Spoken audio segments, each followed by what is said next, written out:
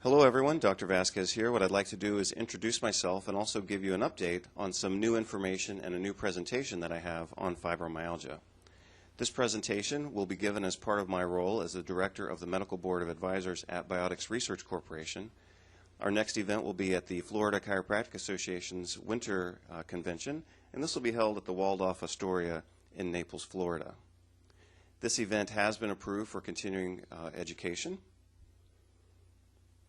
Quick introduction to some of my previous publications you can see listed here. I've published about 100 articles and letters and editorials in various scientific publications as well as professional newsletters and magazines and newspapers.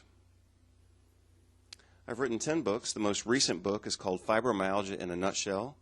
This was edited by my friends Lisa Scholl and Annette Diarmata. All of my books have been peer-reviewed. My first publication on fibromyalgia was through the Institute for Functional Medicine for Continuing Medical Education. This was published in 2008. I recently updated that information and published it in the newest version of my Integrative Orthopedics book. A smaller publication with this information was also published as Migraine Headaches, Hypothyroidism, and Fibromyalgia. Most recently, that information has been updated again to Fibromyalgia in a Nutshell, a small standalone book that only addresses the topic of fibromyalgia. I'll review some of that new information with you now. This book, of course, does review the 1990 criteria for fibromyalgia. These have been replaced by the 2010 criteria for fibromyalgia, which I have some concerns about. These new criteria make the diagnosis much less specific so that more patients will be diagnosed, and they'll also be diagnosed for longer periods of time.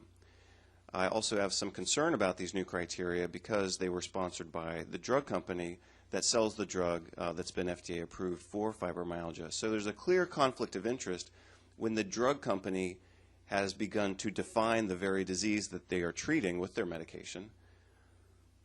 Because if they were to influence the criteria, for example, to be less stringent, then more people would be diagnosed, but the conflict of interest is obvious because that would mean that the company sells more of its drugs. So because of that, and because of my following the research literature on this topic for several years, I do have some concerns about the medical management or perhaps the medical mismanagement of fibromyalgia. I'm concerned that the new diagnostic criteria for fibromyalgia were sponsored by a drug company.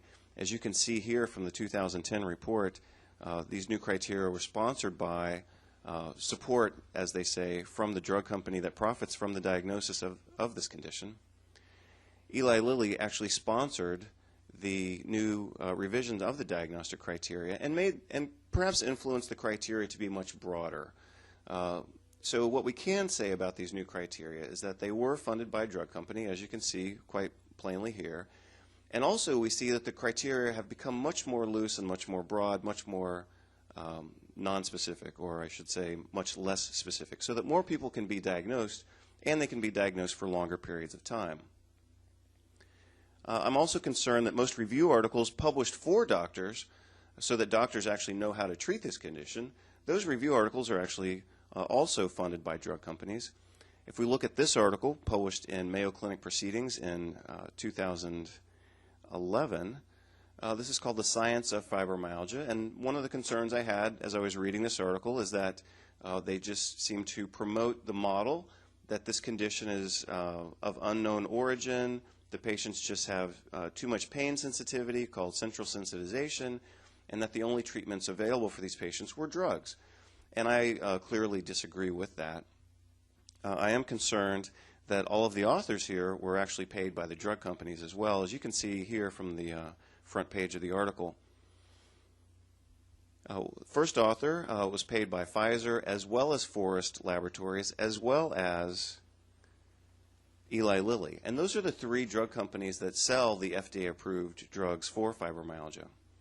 So you can see here the authors sponsored by Pfizer, Eli Lilly, Pfizer, Eli Lilly, Pfizer, Eli Lilly again, and Pfizer. This article was also developed, as you can see here, by a group called the Fibro Collaborative, which they described themselves as a diverse group of leading experts, they were also sponsored by the drug company. Forest Labs also paid some of the authors here as well. This was a peer-reviewed medical journal article, and so it had to go through an editorial process. And as is shown on the last page of the article, the editor of this article was also paid by the drug company Pfizer.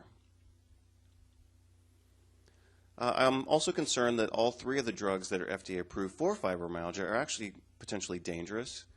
I review this in my book. They're not only dangerous, but they're expensive, and they don't address the underlying problem. Fibromyalgia is not a condition caused by a drug deficiency, and it is certainly not due to this phenomenon called central sensitization.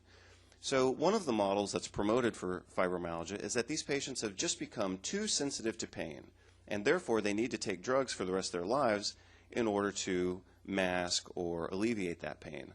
I completely disagree with that. The information I reviewed in my book, I think, makes this quite clear. Let's look at some of the drugs that are approved for fibromyalgia. First drug that was approved is pregabalin, approved in 2007 by the US FDA. You'll see that it carries a black box warning because it increases the risk for depression, suicidal behavior, and suicidal action, namely suicide attempts. The drug also costs between $94 and $190 per month, depending on the dose. The next drug that was approved in 2008 is duloxetine, also known as Cymbalta. This drug costs about $170 a month, and as you can see here, it also comes with a black box warning for its increased risk for suicide, suicidal behavior, suicidal thoughts, and depression.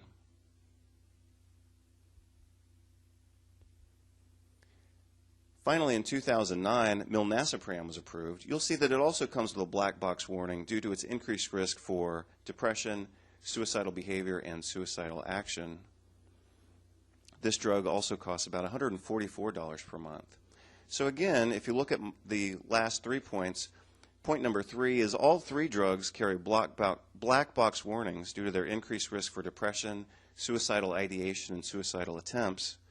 The drugs are expensive, and they really don't address the problem because fibromyalgia is not the result of a drug deficiency. It is certainly not due to central sensitization. The condition is treatable with skilled nutritional intervention as reviewed in my book. We address the gastrointestinal dysbiosis, we correct the nutritional deficiencies and imbalances, and we restore mitochondrial function. Those are the ways that I will teach you how to address this condition from a primary integrative care model suitable for medical doctors, osteopathic doctors, naturopathic doctors, and chiropractic doctors. So I look forward to seeing all of you in Florida and reviewing this information with you. Thank you very much for your attention. This is Dr. Vasquez, and I'll see you soon.